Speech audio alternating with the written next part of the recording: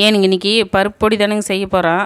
துவரம் பருப்பு 100 கிராமுங்க, பாசிப்பருப்பு 100 கிராமு, பொட்டுக்கடலை 100 கிராம் எல்லாத்தையும் தனித்தனியாக போட்டுங்க. நல்லா கலர் மாதிரி வர்ற வரைக்கும் நல்லா வறுத்து தனியாக எடுத்து வச்சிடலாங்க. காரம் நம்ப வேணுங்கிறவங்க நிறைய மிளகா போட்டுக்கோங்க. நான் இன்றைக்கி ஒரு 10 வரமிளகா தான் போட்டிருக்கிறேனுங்க.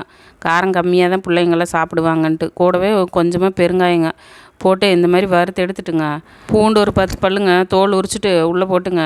அதையும் எண்ணெய் இல்லாமல் வறுத்து எடுத்துட்டுங்க. ஒரு கைப்பிடி அளவுக்கு கருவேப்பிலை தலைங்க அதையும் போட்டு நல்லா வறுக்கணுங்க.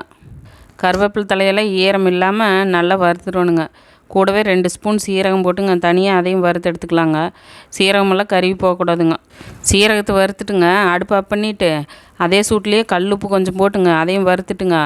நல்லா ஆறுனதுக்கப்புறம் மிக்சியில் போட்டு நல்லா பொடி பண்ணிட்டு வந்துட்டோம்னா சூப்பரான பருப்பு பொடி வந்து ரெடி ஆயிருங்க. நெய் ஊற்றி இந்த பருப்பு பொடி போட்டு சாப்பிட்டோம்னா ரொம்ப சூப்பராக இருக்குங்க. நீங்களே உங்கள் வீட்டில் செஞ்சு பார்த்துட்டு சொல்லுங்கள். வீடியோ பிடிச்சா லைக் பண்ணிவிட்டு சப்ஸ்கிரைப் பண்ணி